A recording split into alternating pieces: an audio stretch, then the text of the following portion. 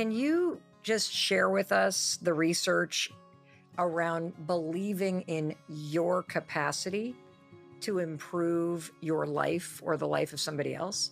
Sometimes scientists use the term agency. Hmm. Feeling agency is a sense of control over your future. Al Bandura, he no longer alive, but he was at Stanford University, and he identified four drivers of agency.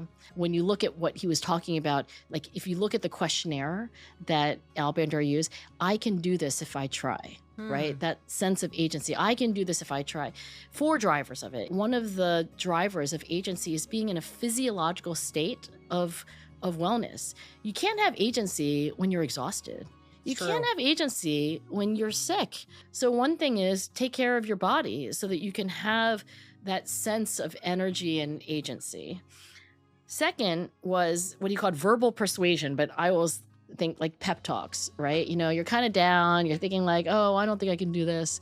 And someone comes along, maybe somebody who cares about you, and says, no, you can do it. I've seen you do it before. And he said that is a very powerful source of agency, but not as good as a third thing, which is that a person comes along, they give you a model. They show you what's possible by example. So he would run these studies, and little girls and boys would watch an adult do something like play with a toy, and they would watch behind this like plate glass divider. And then when you let them into the room and they could do whatever they want, they just did exactly the same thing with the toy as the grown-up did. We learn through modeling. And when we're not confident that we can do something and we see a model who maybe looks like us, maybe doesn't look like us, but we vibe with in some other way, we identify with them, that creates agency in us. The fourth thing was the most important thing, and that was what he called a mastery experience. I called a small win.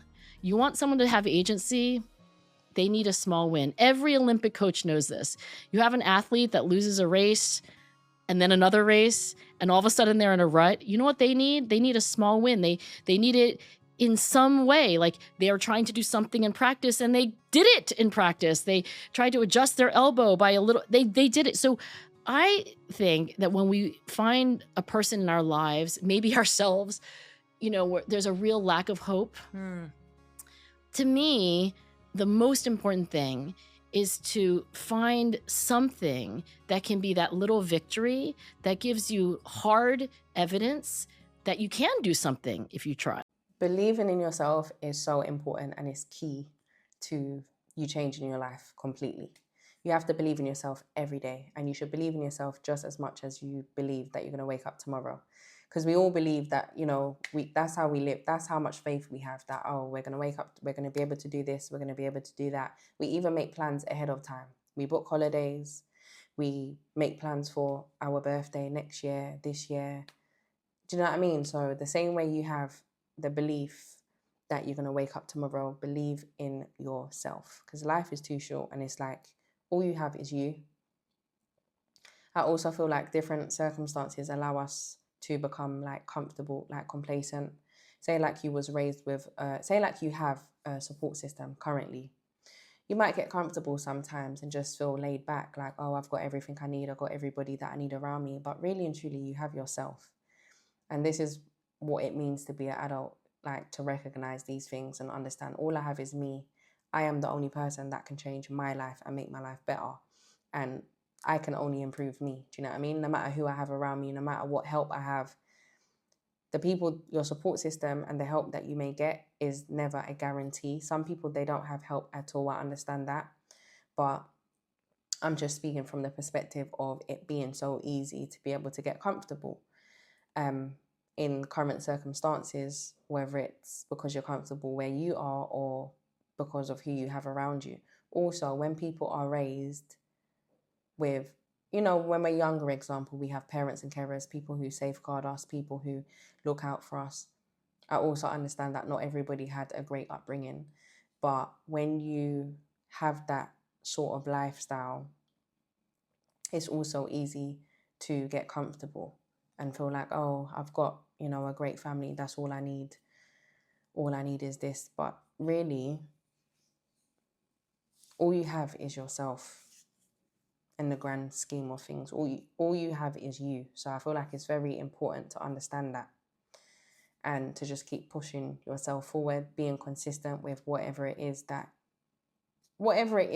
you plan, you know, be consistent, because it's like consistency beats talent. A lot of the time people think that, oh, people are just this, they reached here and there because of their talent, or because they're more talented than me, and that's not true. They're just more consistent than you.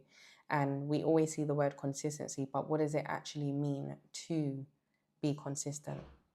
The truth is, consistency is a lifestyle, and it's a choice that you have to make every day. Even when you wake up and feel like, oh, I can't bother with this right now, or I don't believe in myself, I don't feel comfortable to do this, I don't feel confident, whatever the weather, you still have to push yourself, especially if you want to achieve greatness.